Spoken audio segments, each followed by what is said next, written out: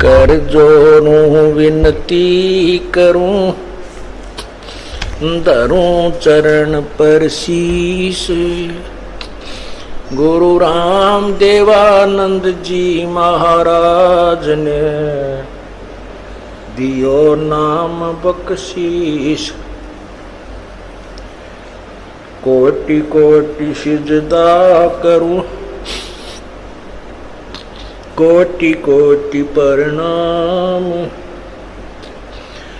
चरण कमल में राखियो, मैं बंदी जाम गुलाम।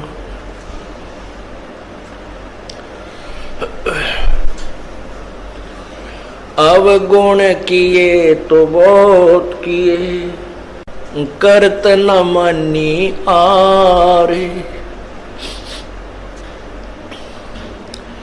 बावे बंदा बख्श दियो, बावे गर्दन उतार। अवगुण मेरे बाप जी, बख्शो गरीब नवाज।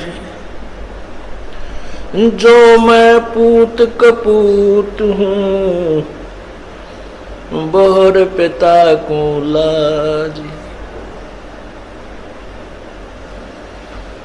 मैं अपराधी जन्म का, नक्सक बड़े विकार।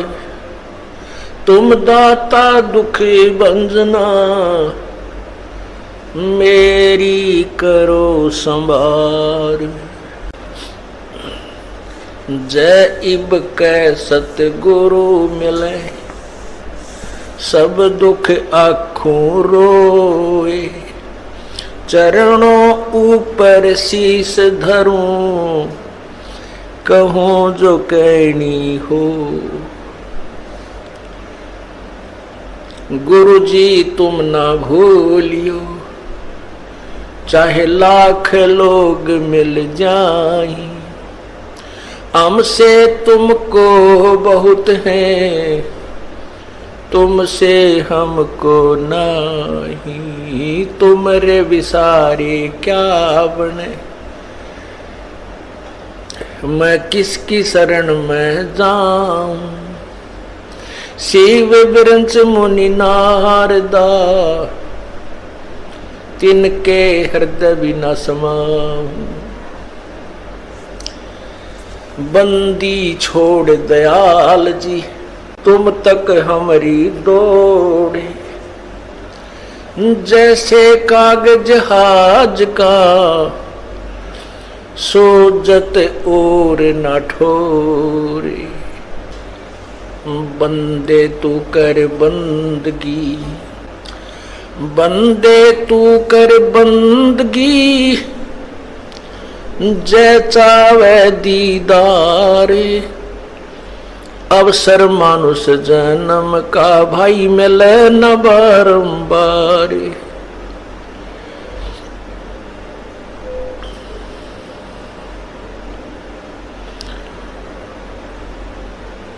मानुष जन्म पाके, जो नहीं रटे हरि नाम। भाई जैसे कुआ जल बिना फिर, वो बनवाया क्या काम। लूट सको तो लूटियो, राम नाम की लूटी। पीछे फिर पछताओगे, हे प्राण जाएंगे छूटे। कबीर ये माया अटपटी, सब घट आने अड़ी। किस किस को समझाऊं, या कुएं भांग पड़ी।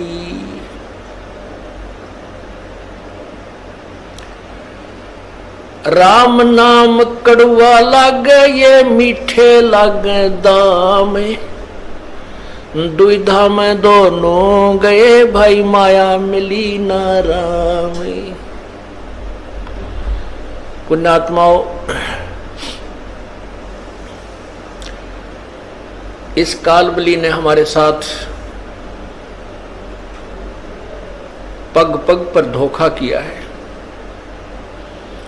और ये कालबली का एजेंट ये मन है। ये मन इस प्राणी को अच्छे काम की तरफ नहीं लगने देता, और जो इसके भविष्य में यानी आत्म कल्याण का जो मार्ग है उसमें तो ये विशेषकर ही नहीं लगने देता। जिस कारण से इसका स्वार्थ है कि ये जो भी भक्त है, मनुष्य, ये प्राणी हैं, जब इनको मनुष्य शरीर प्राप्त होता है, ये पूर्ण परमात्मा से परिचित ना हो जाएं और उसके ज्ञान को ये समझ ना लें, जिस कारण से ये तेरे जाल से निकल जाएंगे और तेरा ये संसार उजड़ जाएगा। क्योंकि काल भगवान को 1,00,000 मानव शरीरधारी प्राणियों के सूक्ष्म शरीर में पूरे जीवन में जो वासना वो इकट्ठी करते हैं, उसको तपतशिला पर भून कर, उनको तल कर, वो वासना निकाल कर अपना आहार करता है, आनंद मनाता है। या किसी का बेटा मरता है, किसी की बेटी मरती है, किसी के माता पिता मर जाते हैं, किसी के रिश्तेदारों की मृत्यु होती है, और वो आनंद मनाता है। इसलिए ये काल भगवान इस जीव को अच्छे रास्ते पर नहीं लगने देता। अब हम अपने इस भक्ति मार्ग को ना पहचान कर जो पहले कर्म करते थे, भले ही हम बहुत अच्छे काम भी करने की चेष्टा करते थे, भाई किसी की आत्मा ना दुखावें, ऐसी भी पुण्यात्मा बहुत है जो बीड़ी शराब मांस तंबाकू को नहीं छूती, और ना उनकी नीयत किसी का बुरा करने की है। ऐसी भी कोई पिछले संस्कार ही उन पुण्यात्माओं के हैं, लेकिन फिर भी भगवान की तरफ आस्था नहीं है, परमात्मा की तरफ रुचि नहीं है।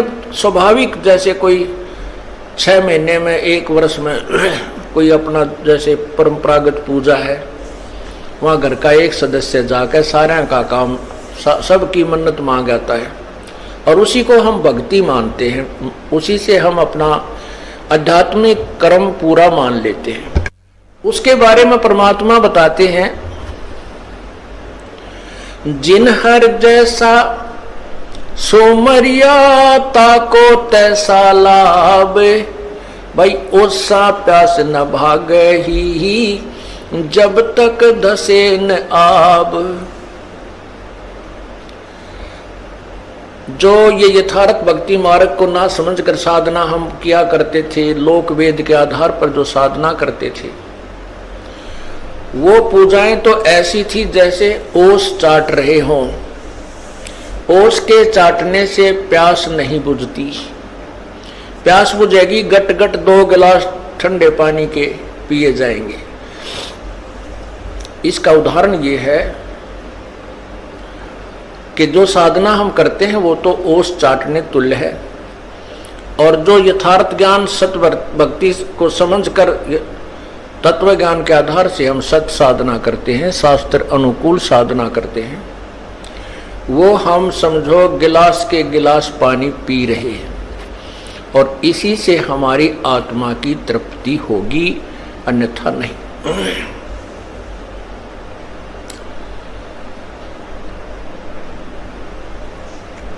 परमात्मा बताते हैं, तत्व ज्ञान के अभाव से मानव समाज परमात्मा से दूर होता जा रहा है और विकारों के बहुत निकट पहुंच चुका है, और पूरे मानव समाज में, पूरे विश्व में आग लगी हुई है।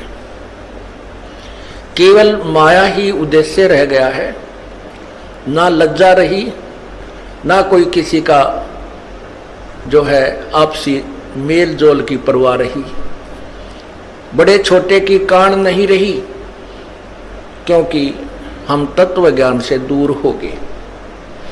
भाई बहन का प्यार नहीं, केवल माया ही प्रथम दिखाई देती है। रिश्तेदारी भी स्वार्थ से ही है। तो परमात्मा ये समझाना चाहते हैं कि ये माया बड़ी अटपटी, सब घट आन अड़ी, और किस किस ने समझाऊं, या तो कुआं बांग पड़ी। अब जैसे किसी ने कुएं के अंदर और 1 क्विंटल भांग घेर दियो, अब उस पानी को जो भी ग्रहण कर रहा है उससे का नशा हो जाता है। और नशे वाला व्यक्ति कैसे बोलता है, कैसे चलता है, उसकी क्या प्रक्रिया होती है, तो वो सभी नशेड़ियों की एक जैसी होती है। यही परमात्मा हमें समझाना चाहते हैं। अब हम किसी से कहते हैं, आप भी कहते हो कि परमात्मा के चरणों में चलो, भगवान का नाम लो, परमात्मा के निकट पहुंचो, भक्ति करो, ये मनुष्य जीवन बर्बाद हो जाएगा।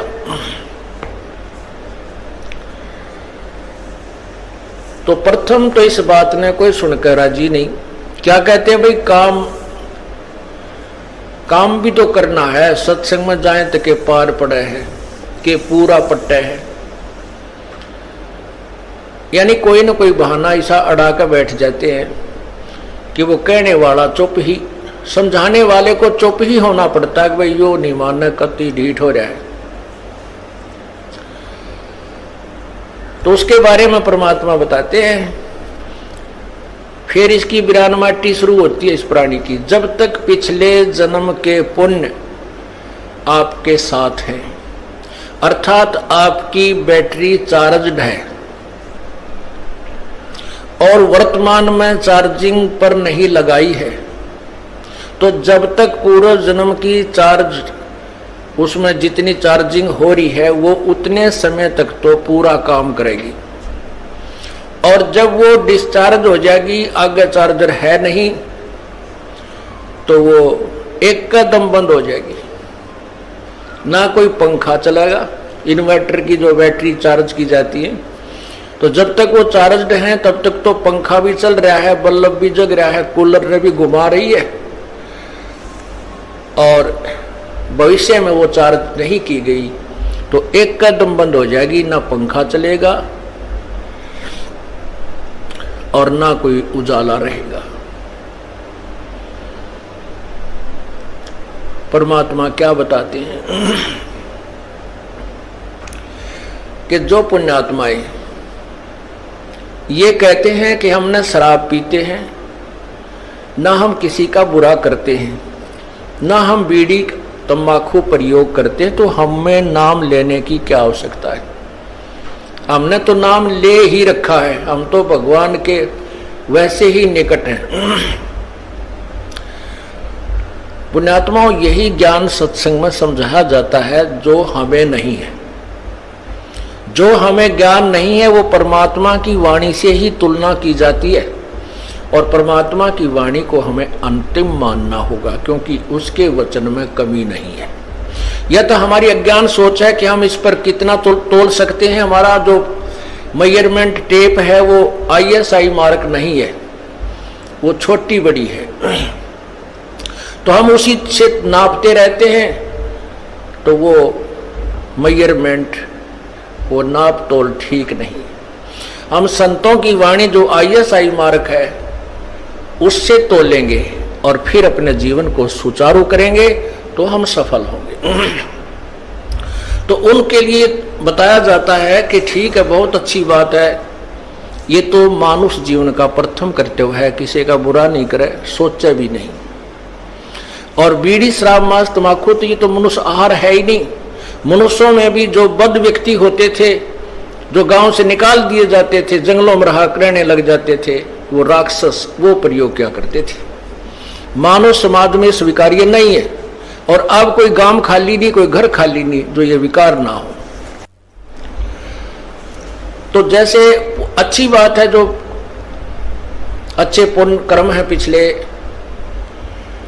बुराई नहीं कर रहे, लेकिन भविष्य में कोई चार्ज नहीं कर रहे अपने जीवन को, ये पूर्व जन्म की बैटरी आपकी यानी पुण्य कमाई चल रही है। जिस दिन यह खत्म हो जाएगी, बिरान माटी शुरू हो जाएगी, चाहे अफलातून हो। यहाँ पर पुण्यात्मा भारतवर्ष के राष्ट्रपति जी श्री ज्ञानी जैल सिंह जी पिछले जन्म की पुण्यात्मा थी, हिंदुस्तान की सुप्रीम पावर बन गए।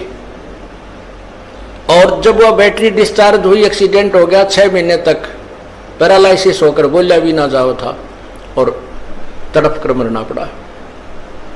यदि उस पुण्यात्माओं को मार्ग ठीक मिल जाता, अच्छी बात है, भगवान ने पिछले जन्म के कुछ अच्छे संस्कार दिए हैं और जिस कारण से उसको उच्च पोस्ट प्राप्त है, वो पिछले जन्म की कमाई है।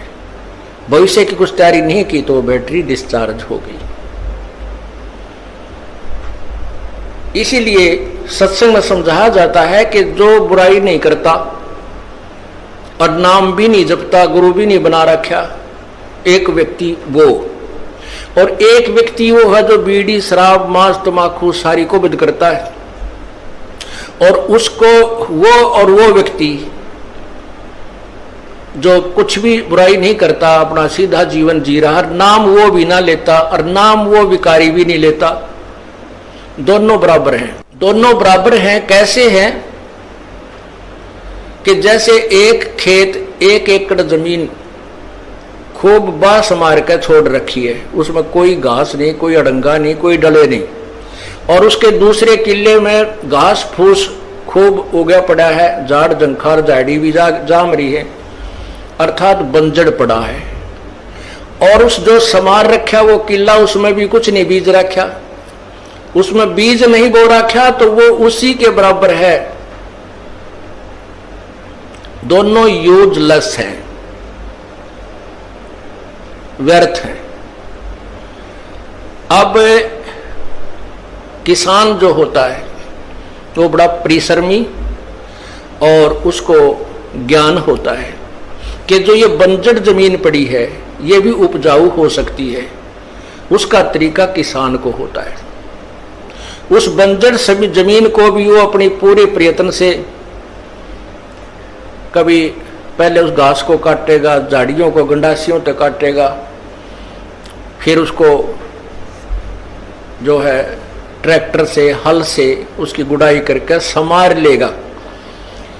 और लाभ दोनों का जब होगा जब दोनों में बीज दिया जाएगा।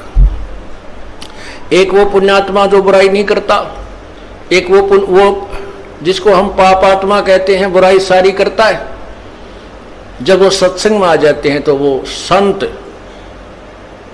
रूपी जो किसान होता है वो दोनों को ही यूटिलाइज कर लेता है, दोनों को ही प्रयोग करता है, दोनों को सफल कर लेता है। ठीक है, जो पुण्यात्मा बुराई शराब बीड़ी शराब मांस तमाकू नहीं प्रयोग करती तो वो तो समरा खेत है, उसमें तो बीज जब वहां शेष है। और जो सब बुराइयां करते हैं, डाकैते ही मारते थे, वो भी संतों के सत्संग ने सुनकर उनकी भी वह खेत समर गया और बीज दिया। और बंजड़ जमीन गणी गजब की उग्या करे, बहुत जबरदस्त उपजाऊ होती है। पुराने इतिहास देख लो, जितने भी ज्यादा बद व्यक्ति थे जब उनको सच्चा ज्ञान मिला उन्हें उस साइड में भी इतना डूंडा ठा दिया और आज सुप्रसिद्ध है। तो पुण्यात्माओं, ये तो मानुष जीवन समारे पार पड़ेगी, चाहे इस जन्म में या फिर कभी सूत बैठे कुत्ते गधे सुअर की जूनी भोग कर फिर मनुष्य जन्म में यो काम तो करें पार पड़ेगी। अब आपको मनुष्य जीवन भी है और सत्संग सुनने को भी मिल रहा है।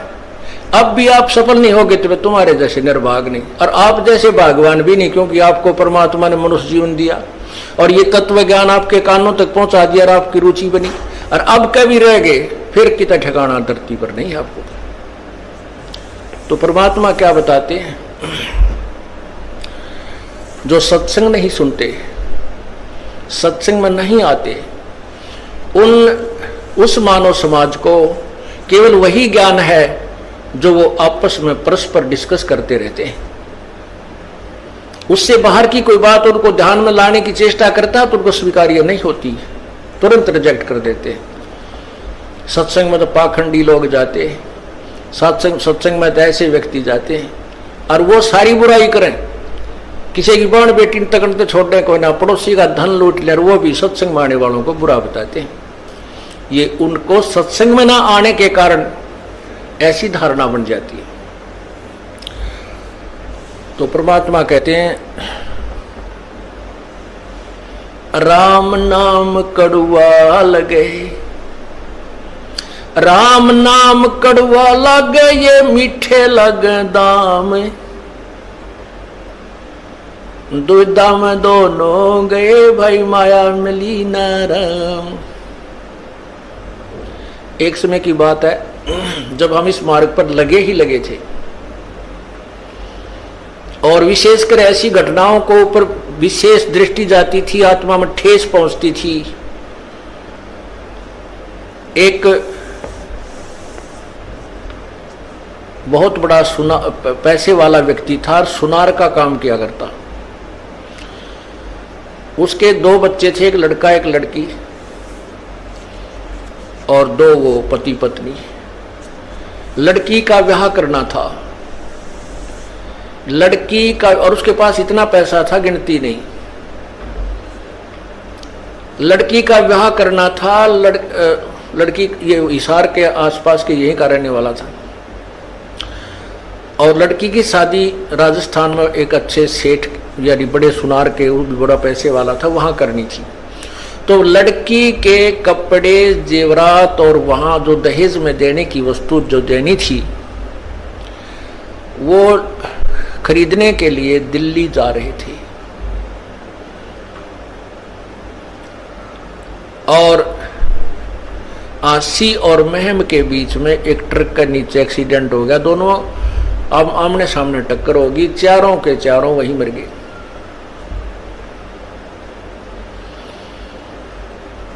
तो परमात्मा ये याद दिलाते हैं, इस झूठे सुख को सुख कहे नर मान रहा मन मोदे, ये सकल चबीना काल का भाई कुछ मुख में कुछ गोदे। ये तो काल ने अपनी खेती वो रखी है, 1 लाख प्राणी डेली खाता है। नैना देवी में गए थे कल्याण कराने के लिए, वहां सारा कल्याण हो गया, 150 आदमी मर गए। और भी बहुत जगह ऐसे धार्मिक स्थलों पर ऐसा अनर्थ होता है, लेकिन वहां जाने से फिर भी लोग पीछे नहीं हटते, क्योंकि इनको चाह है परमात्मा की। और वो रास्ता ठीक नहीं है, वो मार्ग ठीक नहीं है। जैसे आपको तीर्थ के विषय में बताया, ये ऐसे ऐसे घटना जहां घटी है उनको तीर्थ कहते हैं, वहां जाने से कल्याण मानते हैं। अब उस भक्त को जो एक्सीडेंट में सह परिवार नष्ट हो गया, और उस पैसे नहीं कौन प्रयोग करेगा? रिश्तेदारों के जूत बाजेंगे, पड़ोसी लड़के मरेंगे, उसके भाईचारा लड़का मरेगा, वो उन औरों को और दुख देगा। राम नाम रटा नहीं, परमात्मा की तरफ रुचि बनी नहीं, माया जोड़ने में सारा जीवन खो दिया और वो माया साथ गई नहीं। और जो पैसे कमाने में, वो धन कमाने में जो पाप किए थे वो भगत के साथ गए, वो उसके साथ गए। गधा बनेगा, कुत्ता बनेगा, सुअर बनेगा, बिरान माटी होगी, वो अभी शेष रहते हैं। तो पुण्यात्माओं, ये दिखाई जब देता है जब इस ज्ञान रूपी आंखें बन जाती है। और इस सत्संग के अंदर ये मोतियाबिंद का ऑपरेशन किया जाता है। वैसे तो ये लोग बहुत शाणे नजर आते हैं, बुद्धिमान नजर आते हैं, बोलने भी ना देते हमारे भक्तों को, लेकिन उनको वो कति ज्ञानहीन है, भक्ति का मार्ग उनको नहीं है। और जिनको आत्म कल्याण का ज्ञान नहीं है, तो किसे विद्वान हो, कितने विद्वान हो, चाहे वो डबल MA के ट्रिपल MA कर रखी हो, वो तो इस जीवन में 2 रोटी का धंधा है बस, आगे कुछ नहीं इससे। और उस 2 रोटी के धंधे के लिए 16 साल तक लगातार बच्चे को हम फ्री छोड़ देते, तू पढ़ ले बेटा, बेटी पढ़ ले। और राम नाम के लिए हमारे पास 2 घंटे मुश्किल से मिलते हैं, और परमात्मा इतने दयालु हैं, ये फिर भी आपके बच्चे का कल्याण करने की चेष्टा करते हैं। यदि हम इस मार्ग को ढंग से समझेंगे तो ऐसा ही करना पड़ेगा, हमारे को समय भी लगाना पड़ेगा, 2 पैसे पुण्य भी करना पड़ेगा। अब क्या कहते हैं अनजान लोग कि भाई तुम तो तीसरे दिन सत्संग में जाते, ये कि घर बसण के काम है, तुम तो नाश करण पर लाग रहे हो। अरे ये वो व्यक्ति कहते हैं जिनने ज्ञान कति नहीं, और जिनको ज्ञान हो गया वो के मानने उनकी बावड़े, वो उनने बावड़े लागे।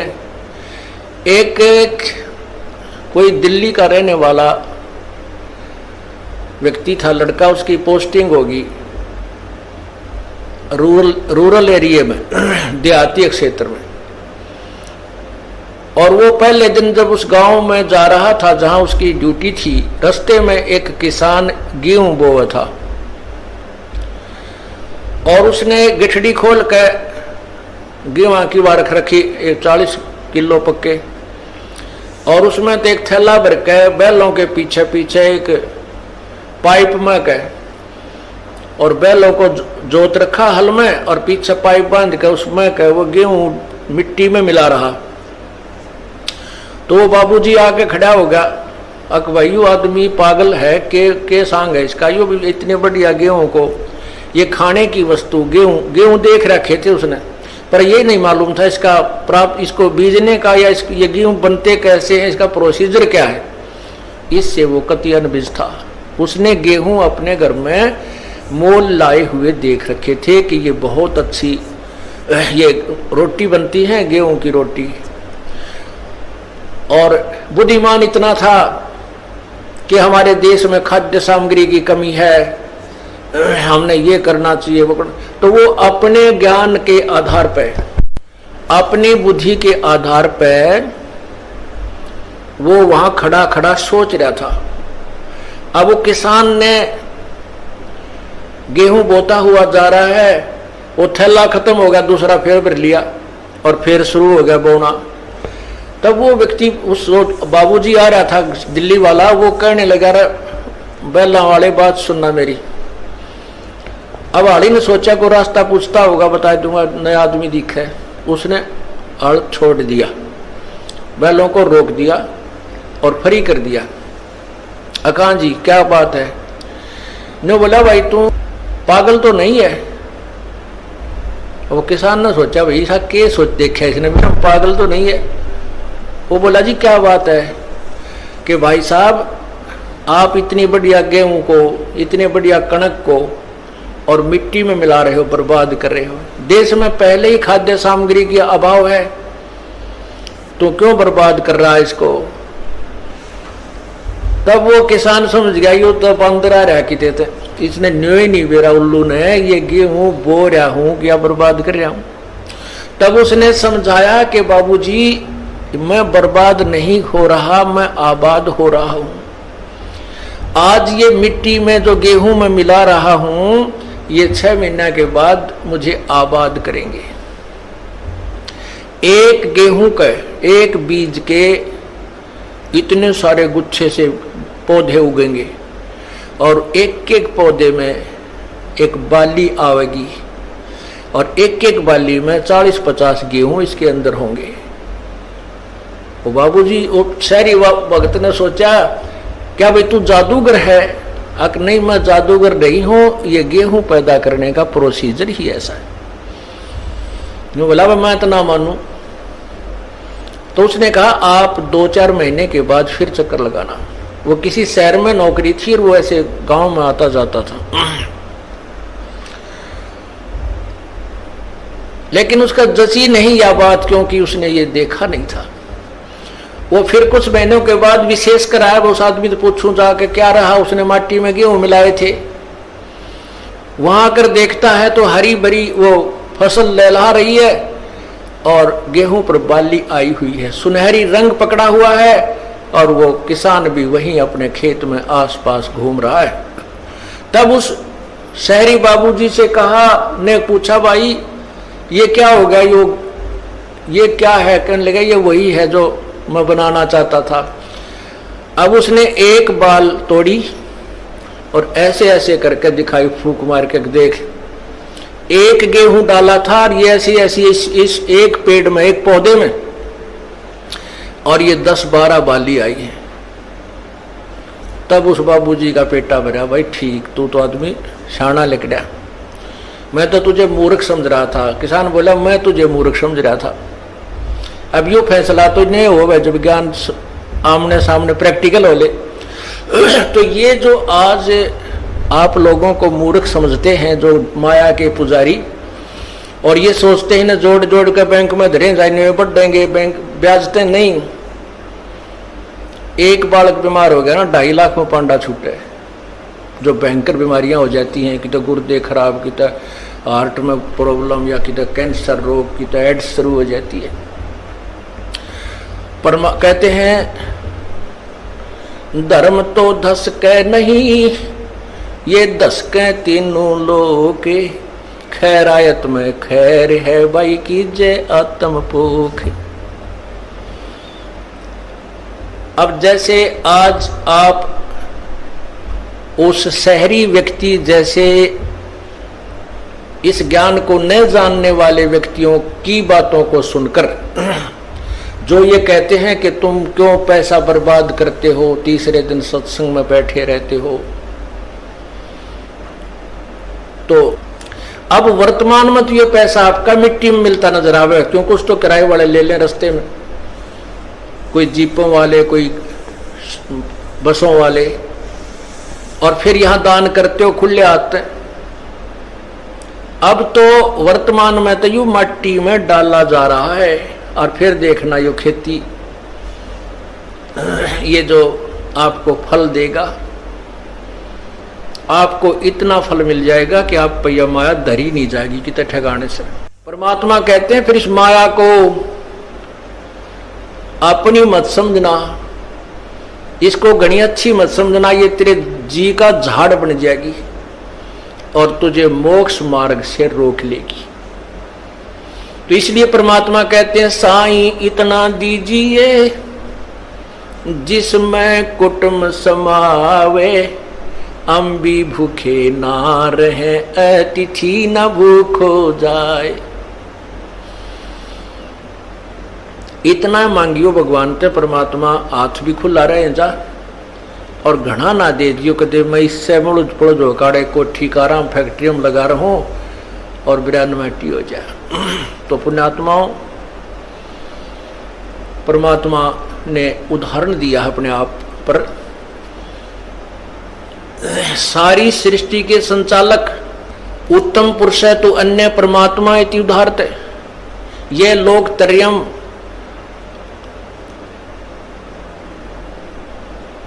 जो तीनों लोकों में प्रवेश करके अविश्य विभर्ति अव्यय ईश्वर, जो तीनों लोकों में प्रवेश कर सबका धारण पोषण करता है, वो परमात्मा है। वो जिसका आगे ब्रह्मा विष्णु महेश और निरंजन पर ब्रह्म और धर्मराज जैसे भिखारी हैं, उसके द्वार पर आगे हाथ उसी के आगे याचना करते हैं, और वो परमात्मा आके काशी में एक जुलाहे का रूप धारण करके एक कुटिया में रहा।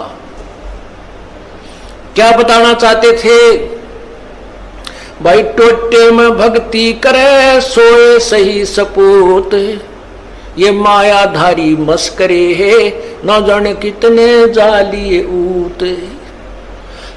मायाधारी मस्करे कौन थे? ऐसे ऐसे दान किए, ऐसे ऐसी यज्ञ की, और बहुत ज्यादा पूरी पृथ्वी पर भी शासन किया, जिन्होंने भक्ति नहीं की। और भक्ति भी करते हैं, दान करते हैं, ड्रामाबाजी सी करते हैं, कहते हैं इसे मायाधारी मस्करे तकरा कितने जालिए। ऊत, ऊत का अर्थ है जैसे रावण के विषय में। रावण को के बारे में क्या बताते हैं कि क्या मांगो कुछ थिर न रहाई, देखत नैन चला जग जाई। 1 लाख पूत 1.25 लाख नाती, उस रावण के दीवान बाती है। रावण जैसे कहते ये ऊत गए, ऊत माने उसका बीज नष्ट हो गया, और माया इतनी थी सोने के मकान बनाकर आया करता।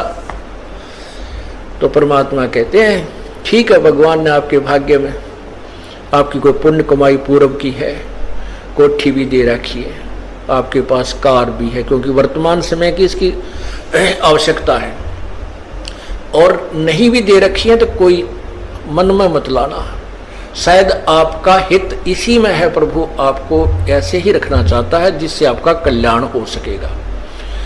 तो कहते हैं टोटे में भक्ति करे।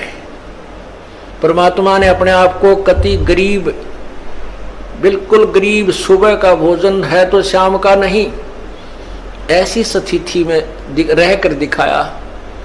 और जब वक्त पड़ा उन दुष्ट आत्माओं ने भगवान के साथ मजाक कर दिया और चिट्ठी लिख दी सब जगह के कबीर भंडारा करेगा, 18 लाख आदमी मेहमान बन के आ गए। और उस परमात्मा ने 18 लाख का पेट 3 दिन तक भर दिया। और ऐसा भर दिया कि हर प्रकार के पकवान, देसी घी के बने हुए जलेबी, लाडू, कचौड़ी, पकौड़ी, दही, बड़े, खीर, हलवा, हर तरह से उनको करके दिखा दिया। तो क्या दिखाते हैं, क्या बताते हैं परमात्मा? यदि तू राम नाम का धनी है तो परमात्मा तेरे साथ है। 18 लाख आदमी अब इकट्ठे हो जाओ, जब सरकार नहीं हिल जाता सारी, जब उसने शाम की रोटी दे दी, सुबेरे की नहीं पावे इंदौर और बना नहीं सकते, व्यवस्था भी नहीं कर पाएंगे। तो कहने का भाव ये पूरी बड़ी सरकार है, सारी सृष्टि का संचालक है। और सतलोक से लेकर आए परमात्मा वो सारा आहार अपना कह लगे इस कंगाल देश से, ब्रह्मा विष्णु महेश और ब्रह्म परब्रह्म के लोगों से क्या लेंगे, मेरे से ही मांगते। सतलोक से लेकर आए थे, 9 लाख बैलों के ऊपर सामान भर कर दिखाया, लाए और फिर वहां तंबू ला दिए सबका। 3 दिन तक 18 लाख आदमियों के ओए होए बल्ले बल्ले कर दिए परमात्मा ने। कहने का भाव ये है पुण्यात्माओं कि टोटे में भक्ति करे, परमात्मा से उल्टा ना हटा। चाहे कितना ही आप देख सोचते हो कि नुकसान है, पैसा नहीं बन रहा है, आप राम नाम का धन गणा जोड़ रहे हो। और राम नाम का धन है तो आपके साथ भगवान है, भगवान है तो फिर आपके पास कमी क्या है? परमात्मा कहते हैं कबीरा सब जग निर्धना, धनवंता ना कोई, धनवंता सो जानियो जिस पे राम नाम धन होवे। अब परमात्मा कहते हैं देते को हर देत है जहां तहां से आन, और ना देता वो मांगते फिरियो फिर भगवान सुने नहीं कान। आज आप देखते हो एक ही घर में 4 भाई है, एक तो IAS ऑफिसर बना हुआ है, एक भाई अध्यापक है, और एक भाई बॉलीवुड कति नोर है सारा दिन, और एक ही माता पिता का, और एक खेती कर रहा है। एक ही माता पिता से चारों का जन्म है, और एक सी परवरिश माता पिता ने दी, एक जैसे स्कूल में पढ़ाने की चेष्टा की, लेकिन भाग न्यारे न्यारे बटके। वो भाग कब बनाए थे उन्होंने? वो कभी पूर्व जन्म में बनाए थे। पूर्व जन्म में वो भक्ति साधना की हुई उनके साथ आज है, और वही मिलेगा। लेकिन जब पूर्ण परमात्मा की शरण में हम आ जाएंगे तो उनसे अलग भी मिलेगा जो हमें आवश्यक होगा। इतना अधिक नहीं देंगे जिससे आप उस माया का माया डूब कर मर जाओ। इस माया से तो परमात्मा हमें दूर रखना चाहते हैं, और इतना अवश्य देना चाहते हैं, इतना अवश्य देना चाहते हैं कि बच्चे का दिल ना टूट जाए, ये भक्ति करता रहे। तो क्या बताते हैं? देते को हर देत है जहां तहां से आन, और नहीं दिया जिसने वो मांगते फिरियो फिर परमात्मा सुने नहीं कहा। वो भी व्यक्ति हैं, वो भी मनुष्य हैं जो हाथ फैलाए सारा दिन फिरते हैं, दिए बाबूजी, कागज चुकते हैं। लेकिन वो अगर राम नाम ले लें, भक्ति करें, तो वो साहूकार है भगवान के दरबार के। उनके सामने यहाँ के टाटा बिड़ला कुछ नहीं है जो राम नाम के धनी है, ये सत्कर मान लेना। लेकिन इस मार्ग का, इस ज्ञान का हमें पता नहीं है। माया हमने चौकस तुरंत दिखाई देती है, उसने कार ले लें, कोठी ले लें, फ्रिज लगा लें, यह तो तुरंत लाभ देती है। इसलिए माया को हम ज्यादा महत्व देते हैं, और परमात्मा उन्हीं को दे रहे हैं जिनने पाछदन भक्ति कर रखी है। वो ले भगवान से ही रहे हैं, ये भूल जाते। यदि उन्होंने दान नहीं किया होता तो वो भी कागज चुगते फिरते, कोई फ्रिज नहीं देता, ना वो कार कोठियों में बैठ सकते थे, देते को। लेकिन अब वो नादानी क्या कर रहे हैं, क्योंकि आगे की बैटरी नहीं लगा रहे चार्जिंग पर, वो अपना वो डिस्चार्ज वो खत्म हो जाएंगे, अंत में बर्बाद हो जाएंगी वो बैटरियां, अर्थात वो जीवन नष्ट हो जाएगा। इसलिए परमात्मा बार बार प्रार्थना करते हैं कि संत मिलन को चालियो, दिन में कई कई बारे, आसोज के मेह जो ये गणा करें उपकार। भाई कई बार ना जा सके तो संत दर्श दो बखत कर ले, कह कबीर संत दर्श ते यू काल दगा ना दे। दो बखत भी ना कर सके तो दिन में कर एक बार, कह कबीरता दास का बेड़ा हो जा पार। फिर परमात्मा बताते हैं कि एक बार भी नहीं कर सकता है, दूरी ज्यादा हो जाती है, तो कहते हैं सप्ताह में एक बार अवश्य कोशिश कराने की। सप्ताह में भी नहीं बात बनती है, ज्यादा दूरी है, तो पक्ष यानी 15वें दिन पक्ष अवश्य। उससे भी दूरी है तो फिर एक महीने में अवश्य दर्शन करने की चेष्टा कर, अवश्य पहुंच। और फिर भी कुछ ज्यादा ही विदेश दूर चला गया है तो 6 महीने तक चूकिए मत। और भी ज्यादा कोई मजबूरी या दूर चला गया है तो 1 वर्ष में संत के दर्शन के लिए अवश्य आइए। और दूर रहते हुए फिर कैसी भावना रखे, लाख कोस जो गुरु बसे और शेष समुद्रा तीर, एक पलक भूले नहीं जो गुण हो शरीर। कहते हैं गुरुजी चाहे लाख कोस की दूरी पर बैठे हैं लेकिन दिल से दूर नहीं होने चाहिए। तो 1 साल में कोस अवश्य पहुंचना चाहिए। अब यहां भक्तों के शंका आती है कि गुरुजी अब 1.25 वर्ष तक अज्ञात रहे, दर्शन नहीं हो सके, तो क्या हमारे ऊपर क्या हमारा जो नाम तो फिर खंड नहीं हो गया है? ऐसा कुछ नहीं है। ये लीला परमात्मा की है। जैसे कोई एक्सीडेंट हो जाता है और वही उसमें टांग टूट जा, प्लस्तर बांधे रहना पड़ता है और चारपाई पे लेटा पड़ा रहना होता है। लेकिन जब ठीक हो जाए, जब थोड़ा ही पड़ा रहना है, फिर तो काम करे, घूमे, फिर अपने सारे कार्य सुचारू करे। तो ये कोई लीला है परमात्मा की, इनमें ऐसा कोई दोष नहीं आता। क्योंकि आप तो रो रहे थे, आप गुरु जी से दूर नहीं थे, आपकी आत्मा तड़फ रही थी और उन नादान लोगों ने स्वयं भी पाप कमा लिया, जिन्हें हमारा विरोध करके ये ऐसा झूठा केस बनाकर परमात्मा के कुत्तों को सजा उन्होंने हमारे को प्रताड़नाएं दी है, जेल में डाला। अब मुझे इस बात का डर है कि उन गेला के बनेगी। इतनी आत्मा रुआ रखी है उन्होंने, उनकी हाय पाड़ कर धर देगी, उनके मनमाने कई पीढ़ियों तक का नाश कर देगी। हम किसी को दुर्शीष नहीं दे रहे, लेकिन उनके किए हुए कर्मों का प्रतिफल बता रहे हैं। ऐसी ब्रान माटी होंगी उन लोगों की, कुत्ते बनेंगे, कीड़े पड़ेंगे, खाज लगा करेगी, टांग टूटेंगी। ये मुख्य दोषी वो लोग हैं जो स्वार्थवश जनता को गुमराह करके और संतों का विरोध कराते हैं। लेकिन दोष उनको भी लगेगा जिन्होंने पाखंडियों की बात बिना देखे सुने मान ली।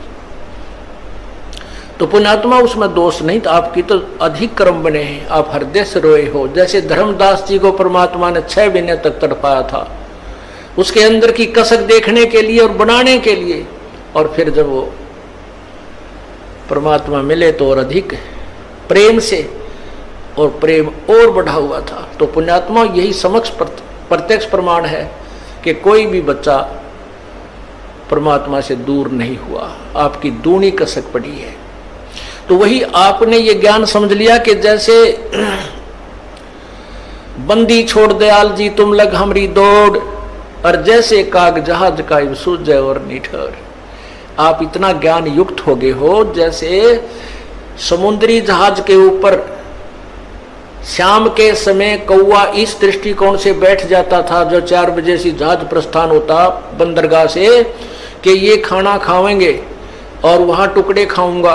तो पूरा बाजार सा लगा हुआ होता है समुद्री जहाज में, सारी व्यवस्था होती है, होटल भी होते हैं, वहाँ कैंटीन भी बनी होती है, सब तरह की दुकानें होती हैं, एक शहर सा होता है। पुराने समय की बात है जब ये इंस्ट्रूमेंट नहीं थे जो वर्तमान में हैं, जो बहुत सेंसिटिव इंस्ट्रूमेंट नहीं थे, उसमें एक वो रखा करते थे दिशा सूचक, और वो दिशा सूचक को भी कोई ऐसी जो चुंबकीय चट्टान होती थी वो डिस्टर्ब कर देती थी, उसकी दिशा को बदल दिया करती थी। तो जब वो उस दिशा सूचक को चेक करने के लिए ये ठीक काम कर रहा है या नहीं, हम अपनी सही दिशा में जा रहे हैं या नहीं, उसके लिए वो क्या तरीका अपनाते थे उसकी जांच का, कि जो कौवे ऊपर बैठे होते थे उनको डड़ा मारते थे पत्थर, उनको जहाज से विवश कर देते थे उड़ने के लिए, तो वो कौवा वहां से उड़कर चल पड़ता।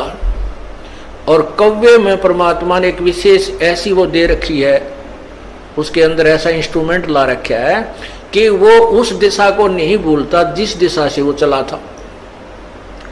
वो ये ख्याल रखता है कि मान ले ये मुझे यहाँ से धक्के मारेंगे तो मैं फिर उस दिशा में अपने घर की तरफ चल पड़ूंगा। वो आखिर रात्रि में भी उसी चिंता में उस दिशा को भूलता नहीं। और रात्रि के समय वो जहाज निकल जाता 200 किलोमीटर, और वहां जब वो 200 किलोमीटर जहाज चला जाता तो वहां जल ही जल नजर आता था, कोई आसपास कोई शहर या किनारा दिखाई नहीं देता। तो वो काग उड़ता वहां से, वो कौवा उड़कर चल पड़ता है अपनी उसी दिशा में जिस दिशा से वो जहाज चला था। अब कौवा तो उड़ता रहा, उड़ रहा है, तो वो जहाज वाले अपने दिशा सूचक को चेक कर लेते थे ये सही है, हम सही दिशा में चल रहे या नहीं। उधर से वो कौवा जाता है 10 किलोमीटर 20 किलोमीटर, फिर आगे देखा कि तो बैठने जगह कोई नहीं, वो फिर मुड़कर देखता है कि उसको वो जहाज ही दिखाई देता अपने प्राण बचाने के लिए। वापस आकर के उस जहाज पर ही विश्राम पाता है। तो पुण्यात्माओं, जब आप इस ज्ञान से पूर्ण परिचित हो जाओगे उस समय आपको इस सतलोक आश्रम क्रोथा और बरवाला और इस दास के अतिरिक्त और कबीर परमात्मा के अतिरिक्त तुम्हें कोई स्थान दिखाई नहीं देगा। सब डूबने का होगा, पैर रखते ही डूबने का होगा, क्योंकि चाहे कितने प्यारे और कितने ही नेक भाई बहन रिश्तेदार हैं, वो तो इसी समय में हमारे साथ रहेंगे। आगे ना जाने अपने संस्कार वो कहाँ जाएंगे, वो हम कहाँ जाएंगे, ना जाने कि तो पशु बनेगा, कोई पक्षी बनेगा, कोई जानवर बनेगा। हो सकता है किसी पुण्यात्मा को मनुष्य विशेष रह रहा है, वो भी मिल सकता है।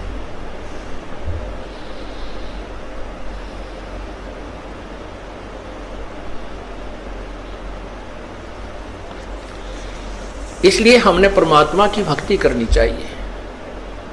और ऐसे आपके अंदर जो तरफ बनी है, अब आपको वो वही कौवे वाला ज्ञान हो गया। आपको परमात्मा कबीर जी के अतिरिक्त इस संसार में ब्रह्मांड में आपको भगवान दिखाई नहीं देगा जो हमें सुख दे सके, जो हमें आश्रय दे सके। और जब ये ज्ञान हो जाएगा तब भी हम डूबने तो बचेंगे। ना तो काग को ज्ञान नहीं होता, करा कि तो बैठ जाता समुद्र पर डूब जाता, नहीं थोड़ी देर में थक के गिर जाता, फिर वैसे डूबना था। तो समझदारी की उसने, वापस आकर वहीं शरण ले ली। तो अब ये भी हुआ है कि जिनको हमने धमका दिया था, खुरका दिया था, वो बार बार गलती करते थे, वो आया ना करते, नाम भी छोड़ दिया था, अब वो भी उल्टे आ गए। या और कमाल करी परमात्मा ने। और नए भक्तों का तो कमाल हो गया।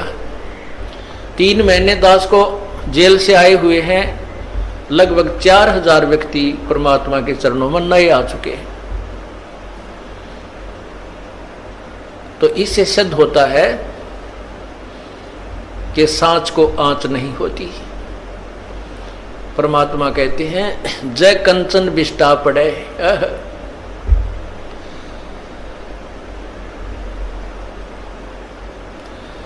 तो घटे नता का मोल। समझदार व्यक्ति तो जैसे सोना है, और सोना टट्टी में भी पड़ा ना, कितने टट्टी में राछी डड़ी हो इतनी सारी, चाहे इतना पड़ा हो कोई ना छोड़े, जब बैठा कर धो कर मांझ कर गोज मंगा लेकर और दौड़ लेगा कि देखो देख ना ले। तो ऐसे ही जब हमें परख हो जाएगी, लोगों ने अब इस दास के ऊपर सोने के ऊपर टट्टी डाल दी और हमारे बच्चों ने वो टट्टी ना दिखी, सोना दिखा। तो पुण्यात्माओं, उनके द्वारा डाली हुई वो टट्टी यानी उनके द्वारा गंध फैलाया हुआ भी साफ कर रहे हैं, लोगों को समझा रहे हैं, झूठ बोलते हैं, ऐसा कुछ नहीं उस आश्रम के अंदर, और सोना भी ले रहे हैं। तो इस प्रकार परमात्मा जिसके साथ है उसका कोई कुछ नहीं बिगाड़ सकता, नहीं तो फिर भगवान का नाम में मिट जाएगा इस पृथ्वी पर से, राम नाम की कोई चीज नहीं रहेगी। आजकल वैसे लोग नास्तिक हो गए, चार छोटे मोटे जहाज बनाकर आकाश मुड़ के बिरानी के मान बैठे अपने आप को। अगर दो चार वर्ष परमात्मा बूंद ना गिरे, वर्षा ना करे, काल पड़ जाए, ये जहाज और इंस्ट्रूमेंट ये सकाई ले बुड़क पड़े पड़े जरा इनके, इनमें कोई बैठनिया नहीं पावे न देखनिया नहीं पावे, और भगवान को भूल गए। यही कारण है कि हम भगवान के महिमा से अपरिचित हो गए।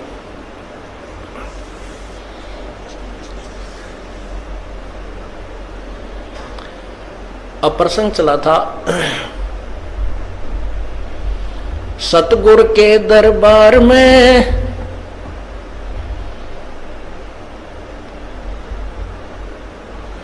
जाइयो बारंबार, वो भूली वस्तु लखा देवे हैं सतगुरु दातारे। ये जो चीज हम भूल रहे थे भगवान की भक्ति, और भक्ति भी यथार्थ, उस ज्ञान को वो संत फिर दोबारा हमारे हृदय में प्रवेश कर देते, ऐसे दातार हैं। अब पुण्यात्माओं, ठीक है, जो हमसे परिचित नहीं है वो तो लोगों की दंत कथा सुनकर कुछ भी कहते रहे, सुन और कुछ भी कह सकते हैं, क्योंकि जनता का तो काम में यो है। जो भगवान से दूर हैं वो लोग तय जिसी सुनेंगे आगे वैसी ही कहना शुरू कर देते हैं। इस दास ने 17 फरवरी 1988 में परमात्मा की शरण मिली थी, और उस दिन के बाद 6 वर्ष 1994 तक दास ने जेई की पद पर सर्विस की। काम करते, अपनी ड्यूटी करते करते भी हम भक्ति करते हैं। हमारा रूल यही है, काम भी करो, भगवान ना भूलो, बुराई छोड़ दो। लेकिन 1994 में परमात्मा ने आदेश दे दिए गुरु महाराज ने कि तू इस काम ने संभाल। अब गुरु की आज्ञा का अवहेलन करना भगत का काम नहीं होता। जो गुरु वचन पर डट गए कट गए फंद 84 के, भाई जो गुरु वचन पर डट गए कट गए फंद 84 के। और उन्होंने अचानक मुझे बुलाकर पास बैठा लिया, कहने लगे आज से तू नाम दिया करेगा, और जितने भी वर्तमान संगत थी सबको कह दिया, और सबको बता देना कि जो इसको गुरु नहीं मानेगा वो मेरा कुछ नहीं होगा। मेरे पसीने आ गए कि मैं तो 2 कौड़ी का जीव, एक मजदूर आदमी, और परमात्मा ये इतना बड़ी जो है ना, इतना बड़ा जिम्मेवारी का काम। और उनके पुराने पुराने भक्त निरे थे, लाल कपड़े पहन कर बाबा जी भी बन रहे थे, उनके साथ रहा करते, उनको सबको निकाल दिया था उनकी त्रुटियां देख जाकर। हमने नहीं पता था कि हो रहा है, क्या इनका मालिक का उद्देश्य है। जब वो 104-5 साल की उम्र थी उस महापुरुष की, हमारे पूज्य गुरुदेव की, और कहा मैं तेरे साथ रहूंगा। और तीसरा शब्द एक दिन कहा था कि रामपाल तेरे सब बराबर संसार में संत नहीं होगा, पूरे विश्व में तेरे बराबर संत नहीं होगा। अब इस दास का और संत का के मेल था। हम तो भगत थे, दास थे, भगवान की भक्ति करते थे, अपनी नौकरी भी करते थे, बच्चे भी पालते थे। अब कहते हैं साध वचन पलटे नहीं, चाहे पलट जावे ब्रह्मंड, उनका वचन नहीं पलट सकता, उन्हें जो कह दिया सो कह दिया। तो वही ये फल गया। नहीं हमारी तो घर के ना सुने थे, शुरू में अकेला नाम ले रहा था, बालक भी, तो बालक छोटे थे वो तो घर जैसे कहूँ था मान जाए थे, उनकी माँ नहीं माने। फिर मेरे माता पिता नहीं माने, अगले भाई पुरानी लाग कुकर छोड़ना, बड़े साके में पा आया। फिर परमात्मा से अर्ज करी, धीरे धीरे वो समझन लागे, ना सुनते तो भी बोले जानता बावड़े की तरह। तो धीरे क्यों कान न कैसे बंद करेंगे वहां बैठे हुए। तो ये ऐसा निर्मल ज्ञान है, एक बार अंदर का सुबह कैसी सिरंजा जानते काम करेगी दवाई। तो धीरे धीरे कान के माध्यम से ये दवाई भेजी जाती है। और आज देख लो रंग ला दिया परमात्मा ने, उस परम पिता पूज्य गुरुदेव जी की शब्द शक्ति से सब काम चल रहा है। और कबीर परमेश्वर हमारे सिर पर। तो परमात्मा उस दिन के बाद सन 1995 में इतने 21 साल के बाद इतने पाठ हम घर घर पाठ किया करते थे, 3 दिन पाठ करते थे। और एक दिन पहले जाना पड़ता था। ये दास स्वयं सेवा करता था, घर घर जाके उनके सब जहाँ हमने पाठ करने का स्थान देखना होता था उसकी सफाई करते थे। कईयों का देख का कमरा होता बड़ा सा, उसी में पाठ भी करना, उसी में खाना भी बनाना, उसी में खाना भी उसी में, सोना भी उसी में। तो उस ढंग से अपनी सेटिंग कर लेते हम, इतनी जगह में पाठ कर लेंगे। तो मेरा जाना अति आवश्यक था उस समय, क्योंकि ये स्टार्ट था भक्ति का और स्टार्ट था इस 500 यज्ञ करने का। किसी को नहीं मालूम था, बच्चे थे सहयोग देने लगे। और धीरे धीरे फिर वो क्या हुआ कि इतने पाठ हो गए कि मुझे नौकरी, पहले तो क्या करता था, शुक्रवार को पाठ प्रारंभ किया, शुक्र शनि ड्यूटी करके सामने चले जाते बृहस्पतिवार को, शुक्रवार को रात में तैयारी करते, शुक्रवार को शनिवार को अब पाठ प्रारंभ करके अपनी नौकरी पर चला जाता, फिर शाम ना आ लेता, शनिवार इतवार की छुट्टी हो जाती, काम चल रहा था। वो हफ्ते हफ्ते में हुए, फिर होने लगे डेली। अब अफसर भी दुखी और मैं भी दुखी, तो फिर उस दिन रिजाइन कर दिया परमात्मा के नाम पर। 18 साल की नौकरी होगी थी मेरी। हालांकि कुछ और भी हमारे साथी कह रहे थे भाई अभी 2 साल और डट जाओ आपकी पेंशन बन जाएगी। वाह भैया, पेंशन तो करा कितनी बार होगी, जो पेंशन ई बनेगी ना या कद्दे नहीं बनी थी, या असंख्य जन्मों की पेंशन बन जाएगी। तो वो तो इस बात को नहीं समझे थे, उन्हें तो मुझे मूर्ख ही समझा। और दास की सौभाग्य था कि मुझे नौकरी या मजदूरी मिल गई भगवान की और उसकी पुण्यात्माओं को दलदल से निकालने की। कहते आत्म प्राण उद्धार ही ऐसा धर्म नहीं, और धर्म तो और भी है, दान करते हैं, भूखों को भोजन देते हैं, सहाय की सहाय करते हैं, लेकिन जो आत्म प्राण उद्धारी ऐसा धर्म नहीं। और धर्म तो ये भी है जो गौशाला बना रखी है, धर्म वो भी है जो चिड़िया ऊपर चुग्गा डाल देते हो पशु पक्षियों को, वो भी विकलांगों के जो ऑपरेशन वगैरह कराए जा रहे हैं वो भी धर्म है, अनाथ आश्रम है वो भी धर्म है। लेकिन जो आज गऊ हैं उनकी सेवा कर रहे हैं, अच्छी है, क्योंकि कोई भी प्राणी है, चाहे भैंस है, पशु है, कोई किसी प्रकार का, सबकी सेवा हमने इसी दृष्टिकोण से करनी चाहिए, क्योंकि सब में एक जैसा जीव, वो भी धर्म है। लेकिन अब तो वो आज वो गाय है, आज कोई भैंस है, और जन्म होने के बाद फिर वो सूअर की जूनी में जा सकती है, उस बीमारी तो कौन छुटावेगा उसको। तो ये ज्ञान, ये भक्ति, ये आत्मा इस जीव को उद्धार करेगी। वो फिर 84 लाख योनियों में नहीं जाएगा, या तो मनुष्य शरीर होगा, नहीं सतलोक चला जाएगा। तो कहते हैं आत्म प्राण उद्धारी ऐसा धर्म नहीं। और तो इस दास को ये आत्म प्राण यानी जीव आत्मा के उद्धार की मजदूरी मिल गई, और हरस शुक्र मनाता हूं प्रभु आपने कैसे दया करी 2 कौड़ी के जीव पर। और ऐसे निर्मल भगवान की महिमा, ओए होए होए, जिसके नाम लेते हैं रूंग रूंग खड़े हो जाते हैं। उसके बाद परमात्मा की ऐसी महिमा हुई, अब मुझे इतनी खुशी होती है। कैसा निर्मल समाज तैयार हो रहा है, बीड़ी शराब मांस तंबाकू उसको देखकर भी राजी नहीं है। अब ये पुण्यात्मा दोनों हाथों दान करते हैं, और हम पहले लूटन पर लगे रहा करते थे, पाप बढ़ाते थे, ये माया साथ नहीं जानी थी कि इतना नरक इकट्ठा कर रहे थे। और परमात्मा क्या कहते हैं, सतगुरु के सिजदा करूं कर्म छुटाए कोटि।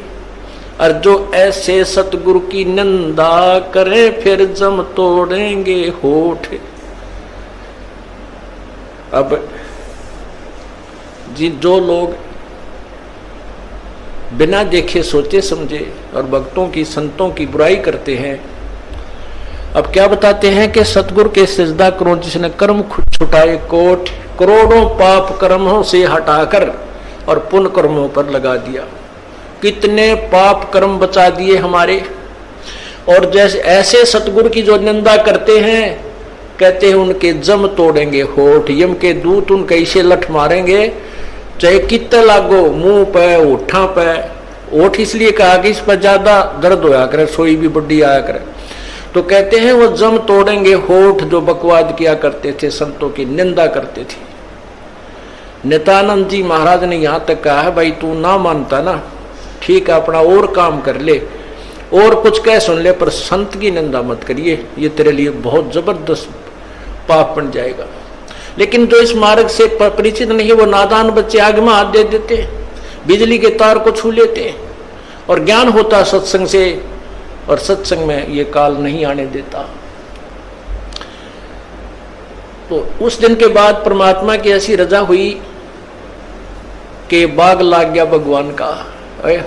और यही प्रार्थना करता रहा, परमात्मा तेरे बच्चे तुझे समझे पहचाने, दास को ये नौकरी दी है, इसमें सफल भी आप ही करोगे।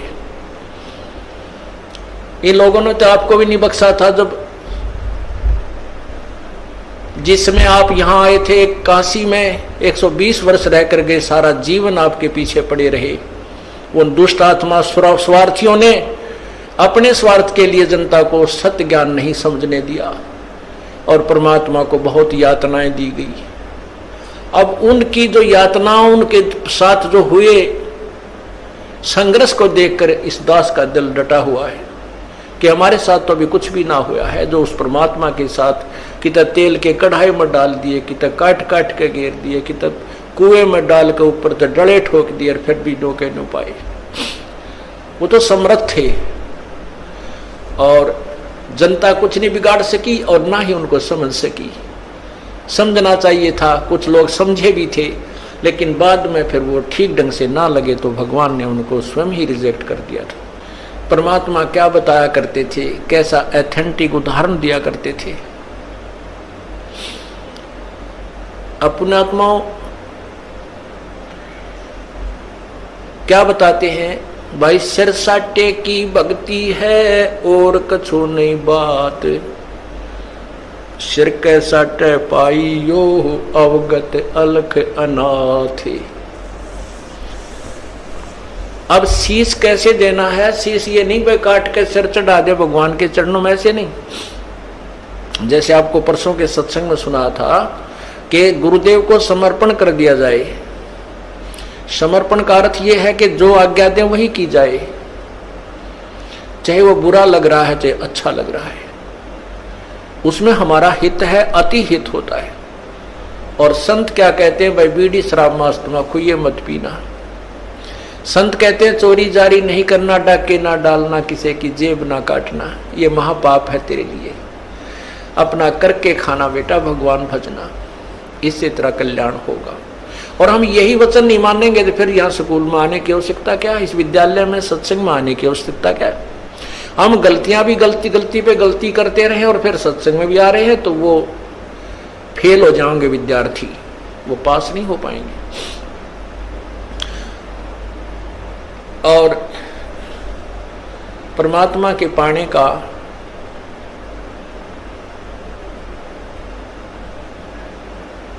कौन सा तरीका उत्तम है? उत्तम तो अर्थ है कि जैसे आपने सुना है, कुबद कांचड़ी चढ़ी चित पे होया मनुष्य नागरे, सूझे नहीं सजन सुख सागर बिना प्रेम बैरागरे। या कुबद कांचड़ी चढ़गी चित पे तो हो रहा मनुष्य नागरे, मनुष्य के कर्म है बुरा काम नहीं करना, किसी की बाल बेटी की तरफ बुरी नजर नहीं रखा है, किसी की संपत्ति की तरफ बुरी नजर नहीं रखा है।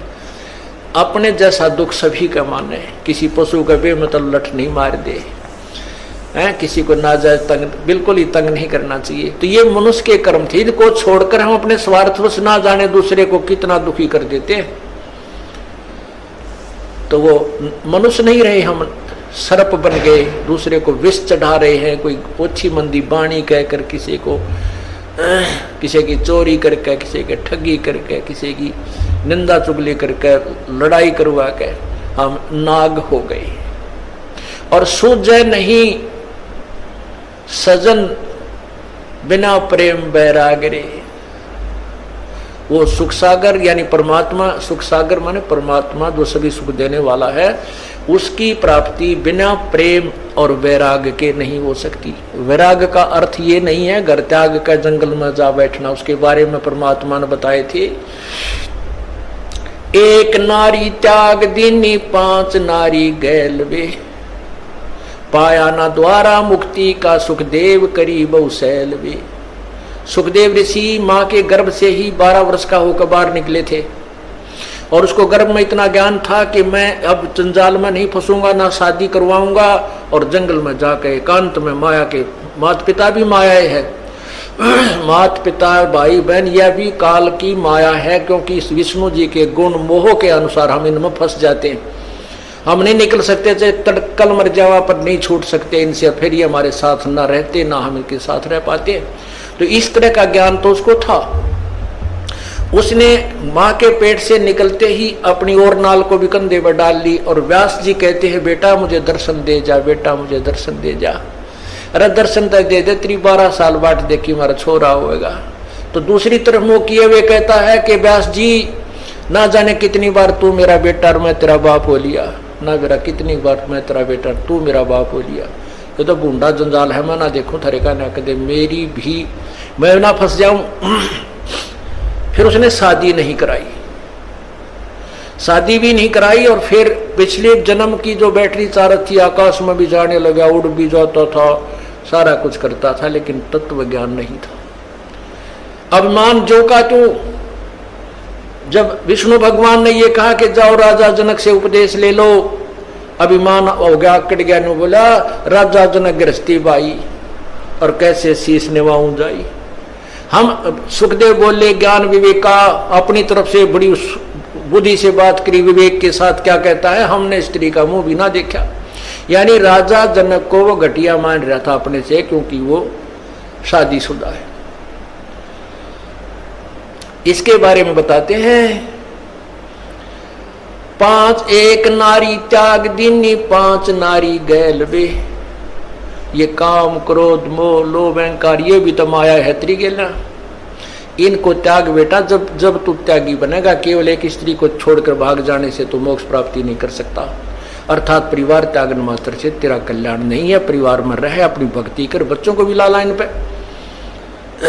जब पिताजी सत्संग में आता है तो बच्चे तो अपने आप आएंगे, उनका तो और दिल खुलेगा। अब कई बहन ज्यादातर ये परेशानी होती है उनके जीने कि हमारा पति नहीं मानता, बच्चे भी डर छुप कर कभी दाव लगा कर आते हैं, और पिता आ जाते कहना है कि माँ भी गेल हो जाए, तो बच्चे तो अपने आप आ ही जाते हैं, जैसे रंग हम रंगेंगे रंग जाएंगे ये। तो कहते हैं ये वैराग नहीं है, वैराग है, वैराग नाम है त्याग का 5-25 माह, ये सारे शरीर में और इसी में हम रहे, इसका नाम वैराग है। कैसे है कि एक सीप बनती है, सीप में मोती बनता है, एक कीड़ा होता है, सीप एक जीव है। जैसे ये शंख आपने देखे होंगे, ये भी एक जीव से बनता है, ये ऊपर का कवर होता है, उसका शरीर होता है। ऐसी एक सीप होती है और वो खारे समुद्र में रहती है, और खारे समुद्र को वो ग्रहण नहीं करती, उस पानी को ग्रहण नहीं करती मोती बनाने के लिए। आकाश से स्वाति नक्षत्र की बूंद गिरती है और उस समय उसका मुंह खुला हुआ होता है, तो उसके मुंह में वह एक बूंद गिर जाती है, फिर वो मुंह को बंद कर लेती है और उसी समुद्र में गोते लगा रही है। तो इसी प्रकार जो संसार भगवान से दूर है वो खारा समुद्र है, और जो सीप यानी जो भक्त आत्मा परमात्मा का नाम लेकर अपना मुंह बंद कर लेती है, संसार की नहीं सुनती, उसकी बातों को अपने अंदर नहीं जाने देती, तो वो राम नाम का मोती बनाकर परिपक्व कर लेती है। तो यहां बताते हैं कि बैराग नाम है त्याग का। न्यो त्याग करना, किसी की सुननी है नहीं, कोई कम बांटा कहें जाओ भाई तुम अपने राज्य हम और भक्ति करें, ये है त्याग वास्तव में। ना किसी का बुरा माने, कोई गलत कह रहा कह ले भाई तेरी इतनी सोच है, और अपने उद्देश्य से दूर ना हो, उसे वंचित ना हो। फिर क्या बताते हैं, परमात्मा के पाने की विधि। जैसे सूरज के आगे बदरा ऐसे कर्म छयारे, प्रेम की पवन करे चत मंजन जल के तेज नयारे। ओए होए, अब वही पॉइंट आ जाता है कि सूझे नहीं सजन सुख सागर बिना प्रेम बैरागरे। जब तक हमारा प्यार हमारे हृदय में रोना अपने भगवान के प्रति नहीं जागता, तब तक हमारे बीच में कोई मैल शेष है। और उस मैल को हटाने के लिए, उस मैल को कम करने के लिए ये सत्संग रूपी, ज्ञान रूपी, पांचों यज्ञ रूपी, सुमरन, ये सभी व्यवस्था उस मैल को काटने की ही दे रखी है। ये जितना कटता जाएगा उतना प्रेम, परमात्मा में प्रेम आपका बढ़ता चला जाएगा। जैसे सूरज के आगे बदरा ऐसे कर्म छयारे, प्रेम की पवन करे चित मंजन वो झलके तेज नयारी। है जैसे सूर्य के सामने बादल आ जाते हैं और सूर्य का प्रकाश नजर नहीं आता, ऐसे आत्मा और परमात्मा के बीच में पाप कर्मों के बादल छाए हुए हैं, और प्रेम की पवन करे चितमंजन। राम नाम का वो सिमरण जो दे रखा आपको, सतनाम कहते, उसके ऊपर तो आपका चित मन लगा रहे। और प्यार की पवन जैसे हवा चलती है, बादलों को इधर उधर फेंक करके सूर्य का प्रकाश चमकने लग जाता है।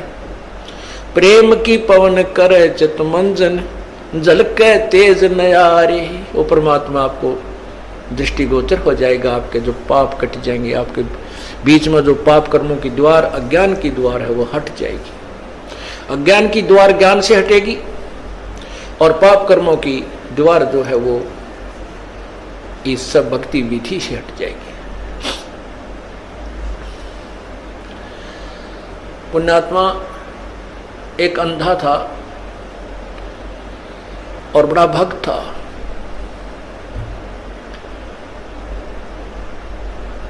बड़ी साधना करा करता था। एक बार उसको दस्त लग गए, पेचिस लग गए, उसको लूज मोशन हो गए। और लूज मोशन इतने हो गए, उम्र भी उसकी अच्छी हो गई थी, 60-70 के आसपास। इतने लूज मोशन हो गए कि वो समझ गया ना कोई दवाई काम करे।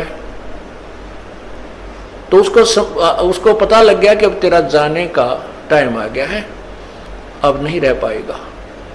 इस दृष्टिकोण से उसने सोचा यहाँ क्यों दुखी करा, कोई एक आधा व्यक्ति टूटा फूटा हुआ है, यू को कपड़े धोने में लग गया रहे।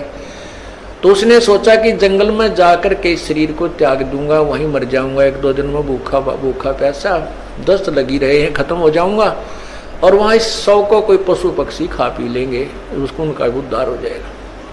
इस दृष्टिकोण से वो महात्मा जंगल में बहुत गहरा चला गया, बहुत गहरा, और मेन रास्ते से भी हटकर जानबूझकर ऐसे सर्प तरफ निकल गया, नो लाठी के लालू का कति जंगल के बीच में, वहां कहीं आसपास कुछ भी को ना, वहां जाकर बैठ गया। अब वो बैठा था, थोड़ी सी देर हुई थी, इतने में एक बालक आया 5-7 साल का, वर्ष का। उसने कोई आधा घंटा होया होगा बैठे ने।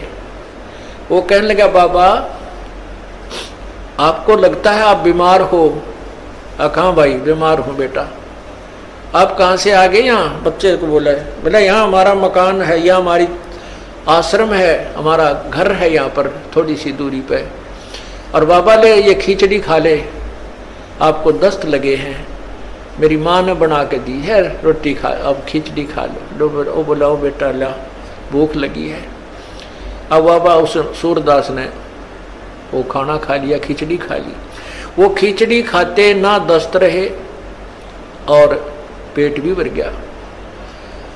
तो उसने शुक्र मनाया, परमात्मा बड़ी दया करी आपने, हे परमात्मा आप यहाँ भी साथ है। देख कितना छोटा आदमी को यहीं पर आपके बच्चों ने मेरी सेवा कर दी। ये सोच के अग भाई चल भगवान की है रजा है और जीवन देंगे तो इसका भजन करेंगे, ठाओगे तो चल इसके लोक में जाओगे, हमारे दोनों हाथों में लड्डू हैं। तो इतने में कुछ देर में वहां उस लीला परमात्मा की ये भेड़ बकरियां वाले आ गए और उनकी एक भेड़ बकरी की तरह लगी। उसने ढूंढते ढूंढते उस घोर जंगल में पहुंच गए। वो बाबा जी लौट रहा वहां पर। वो कहने लगे महात्मा तू यहाँ कैसे आ गया? वो बोला भाई आ गया, मैं ऐसे ऐसे बीमार था और यहाँ एक भगवान आत्मा का घर है, उसने बिरानी की ऐसी दया करी, कोई खिचड़ी सी बना के दी, मैं ठीक हो गया, मेरे दस्त लाग रहे थे। वो गडरिये जो थे वो उसके मुंह का ना देखें महात्मा, उस सूरदास के मुंह की तरफ कि क्या कह रहे हो, यहाँ कौन है, किसका घर है। और उसके पास क्या था, वो जो प्लेट लाया था, थाली जिसमें खिचड़ी लाया था डाल के, जब उस महात्मा ने वह खिचड़ी खा ली, वो आवाज लगा रहा था बेटा अपनी यह थाली ले जा, बेटा थाली ले जा। उधर से वो गडरिये आगे जो वो रट लगा रहा था, तो गडरिये बोले बाबा किसको आवाज लगा रहा तू? बोला भाई यहाँ कोई एक घर है और उन्होंने ये खिचड़ी बना के भेजी थी बेटा, उनकी थाली, वो बालक था ना ले गया होगा थाली, ये थाली को उनको ले जाएंगे अपनी। वो कहने लगे बाबा जी तू यहाँ कैसे आ गया ऐसे घोर जंगल में, यहाँ ना कोई घर है, यहाँ से 5-7 कोस तक है, कोई गांव भी कोई ना, तू घर की बात करे, यहाँ कोई घर नहीं है, ये थाली कहाँ से आ गई तेरे पास? ने बोला भाई मन ने बेरा है कितना आएगी, जब बेटा कोई है ही नहीं और कोई घर नहीं तो मौन साध गया। को हे भगवान, हे परमात्मा आप यहां भी साथ। अब क्या होता है, वो बाबा जी उठकर चल पड़ा, अक भाई चले जहां ले जाएगा वहीं चलते। अब चलते चलते वो जा रहा था कि आगे एकदम गड्ढा था, वो गड्ढा ऐसे स्टाइल में था जय वो स्पीड उसकी इतनी थी बाबा जी की कि वो लाठी थोड़ी टेका था, कदम गणे दर था। इसी उमंग सी हो रही थी, कोई हे भगवान आज मेरा जीवन दान कर दिया भगवान, इस उमंग में चल रहा था। तो ज्यों ही वो गड्ढे में गिरने को हुआ तभी एक व्यक्ति ने उसका हाथ पकड़ के और उल्टा ले लिया। ने बोला बाबा आगे इतना जबरदस्त गड्ढा है, तुम गिर के मर जाता, वापस हो ले, ये रास्ता ठीक नहीं। तो उस संत ने उसके बचाने वाले का पैर पकड़ लिया, नो का नो नीचे एकदम पैरा में गट गया। नो बोला परमात्मा जब तक निकल गए थे मेरे हाथ से, आज नहीं छोड़ू तेरे, जब तुम वो पहचान नहीं सका आपको आज नहीं छोड़ू, मन मत बकावे। नो बोला बाबा क्यों मेरा गल पड़ गया, मैं तो एक राह चलता आदमी हूं और ये तो सूत बैठ गया, तू मर रहा हो, मैं भगवान ने भेज दिया यहाँ तेरे को बचाने के लिए। नो बोला ना, एक बार धोखा खा सका सूरदास, दूसरी बार नहीं। और फिर उसने छुटा लिया वो पैर हाथ, नो बोला छोड़ तू मेरे गले पड़ गया। जब वो कहता है, कहने लगा कोई बात नहीं, तू सारी सृष्टि का मालिक है और मैं बोधा जीव, तेरा मेरा के मुकाबला है कि मैं तुझे पकड़ सकूं, लेकिन सूरदास के दिल ते निकल जा जब देखूं कि सा बलवान तू।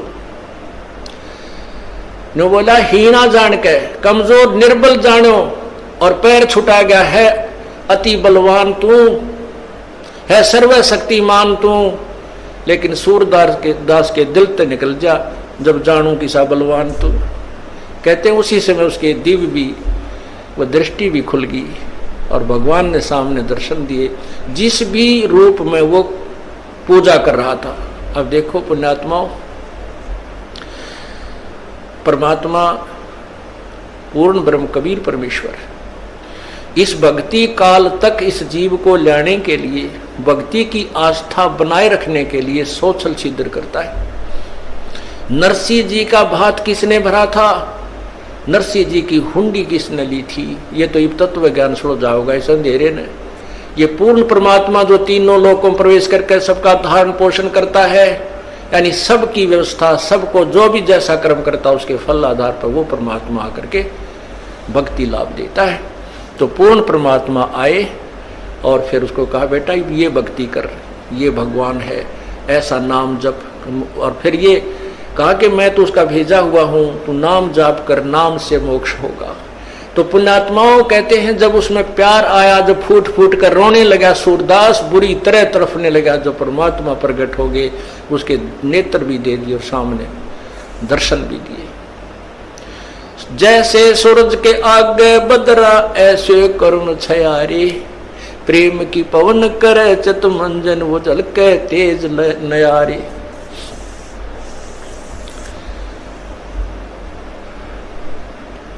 कहते हैं बिना प्रेम पावे नहीं चाहे करोड़ समाधि ला। और इस प्यार को जागृत करने के लिए, इस प्यार को आप परमात्मा के प्रति बढ़ाने के लिए आपका जो ट्रीटमेंट चल रहा है, ये सारा जो उपचार है परमात्मा में प्यार बढ़ाने का। जितना भी प्यार आपका भगवान में बढ़ जाएगा, उसके बाद आपको संसार में उस मालिक के अतिरिक्त कोई नजर नहीं आएगा। और वो मालिक कैसा है, कौन है, उसको नहीं जानते। इसलिए परमात्मा ने यही कहा है कि मम संत मुझे जान मेरा ही स्वरूपम। मेरे संत को मेरा ही रूप मान लेना, मैं मुझे ही मान लेना। जैसे गुरु भगवान नहीं है, गुरु तो भगवान को मिलाने का, प्राप्त करवाने का एक मीडिया है, लेकिन वो पूर्ण परमात्मा का कृपा पात्र है।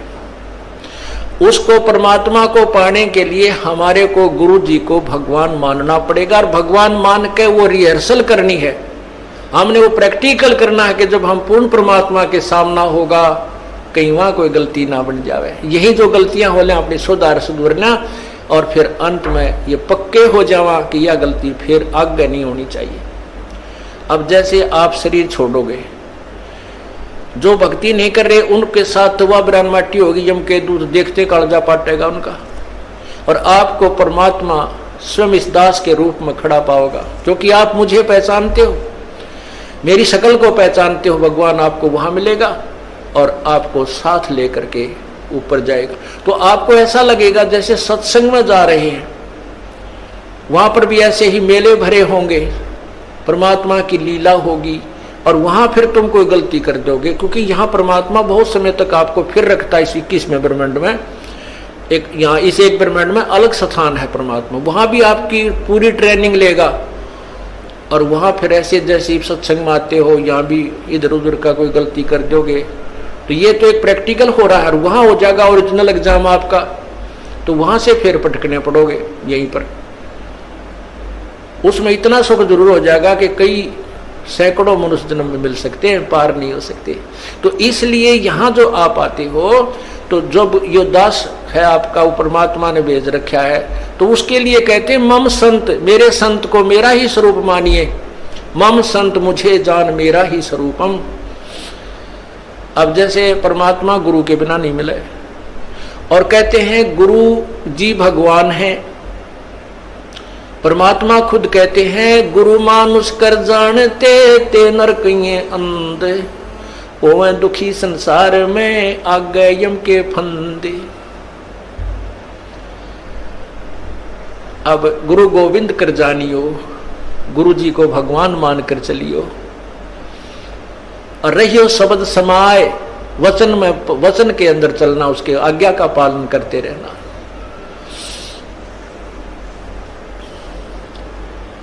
गुरु की आज्ञा आवही, गुरु की आज्ञा जाव, कह कबीर सो संत है आवागमन नसाए। तो यहां हमने जैसे एक मैथमेटिक्स के अंदर गणित में एक प्रश्न आता है ब्याज का, तो उसमें मूलधन निकालना होता है, और मूलधन निकालने के लिए पहले हमने दर कैलकुलेट करनी पड़ती है। तो उसमें मूलधन मानना पड़ता है 100 रुपये। हालांकि वो 100 रुपये मूलधन नहीं है, लेकिन वो मान्य पार पड़ेगी। वो करोड़ों की अमाउंट का जो मूलधन, वास्तविक जो धन है हमारा, वो 100 रुपये मूलधन मानकर ही हम उसको प्राप्त कर सकते हैं, और कोई तरीका नहीं। तो उसमें मान लीजिए मूलधन 100 रुपये, 100 रुपये मूलधन मानकर फिर हमको उसको ओरिजिनल मूलधन को प्राप्त कर लेंगे जो करोड़ों की संख्या में है।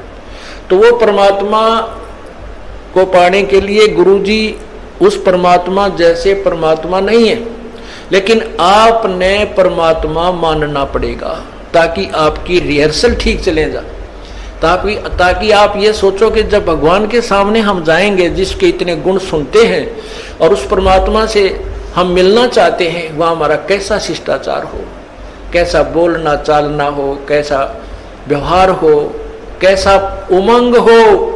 अगरीब करीब कबीर साहब आपके सामने आ जाए, आपने इतना गुण सुन रखा है, तो एक दूसरे के ऊपर का पड़ के उनके चरणों ने छुआ है, और मतलब नु सोचा जानो मेरी बारी कब आवे। शिष्टाचार नहीं, एक दूसरे के ऊपर नहीं गिरना, मतलब एक दूसरे से आगे पहुंचने की होड़ लगे, और नहीं तो दूर से नोडी ठाठा के देखें वह खड़े भगवान, वह खड़े भगवान।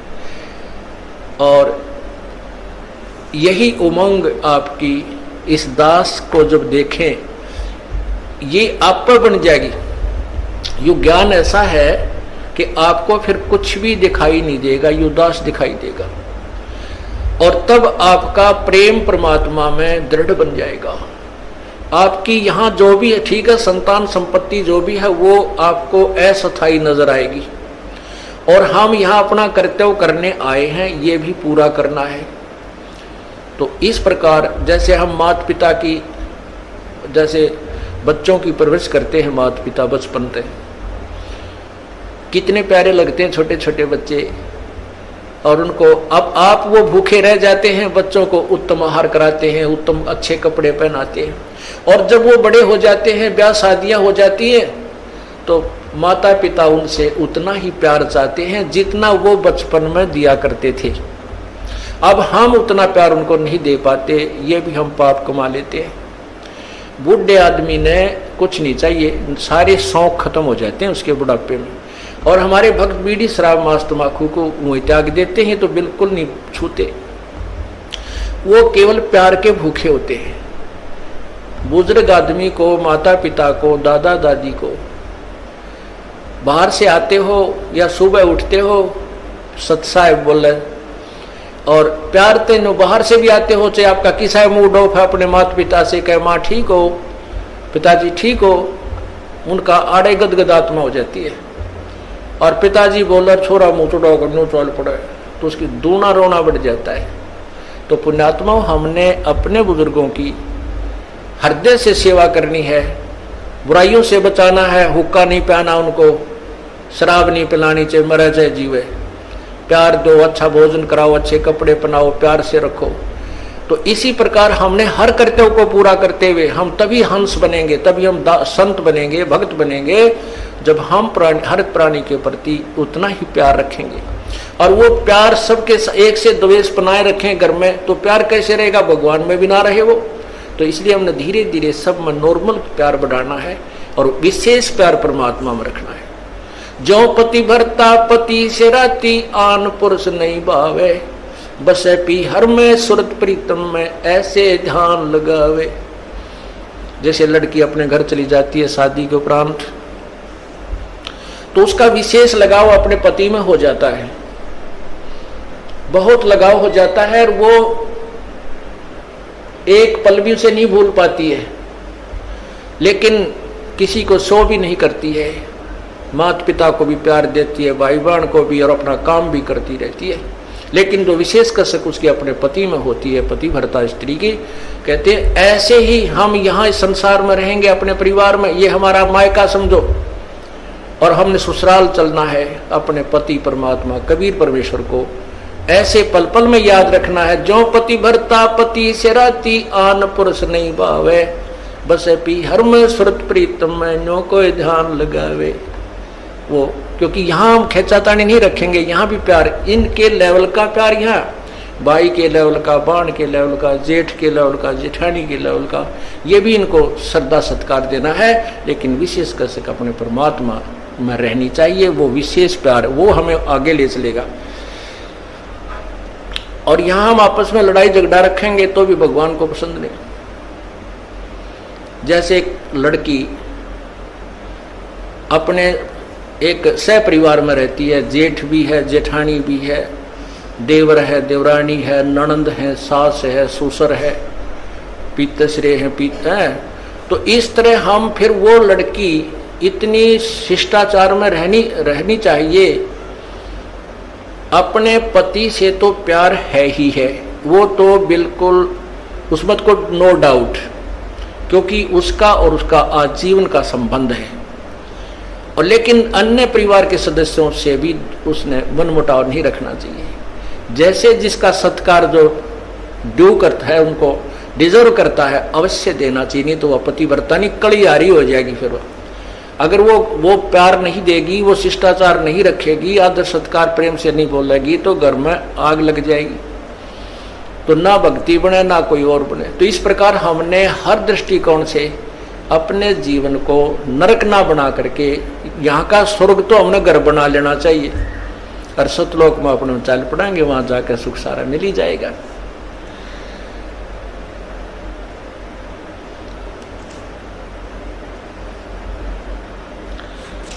इस प्रकार हमने अपने इस जीवन को सुचारू करना है और परमात्मा प्राप्ति करनी है। सत्संग में आने से बहुत लाभ बताया है। कहते हैं संत मिलन को जाइयो, दिन में कई बार, आसौज के मेह जो ये घना करे उपकार। आसौज का मीह, पहले सिंचाई नहरों से नहीं थी, ना कोई ट्यूबवेल्स थे, परमात्मा पर आश्रित होते थे। तो उसमें आसौज में जो मीह बरसता था, वर्षा होती थी, वो पहले वाली फसल को जो ईबो राखें बाजरे ज्वार ज्यादा बोया करते थे, उसको तो परिपक्व करती थी। और नेक्स्ट, क्योंकि चने ज्यादा बोते थे, और उसके लिए कहते हैं आगे की सिंचाई का भी काम कर जाती थी। तो अब जो पुरानी फसल यानी पुरानी आल, पुराना जो आपके अंदर भक्ति संस्कार थे, अब ये सत्संग, संत का जो सत्संग है, उस पुराने जो सत्संग जीवन को तो आपको परिपक्व कराएगा, सुचारू रखेगा, इसमें कोई आपत्तियां आनी है उनमें बिटालेगा ये परमात्मा का नाम, और आगे के लिए भविष्य की तैयारी करवाओगा।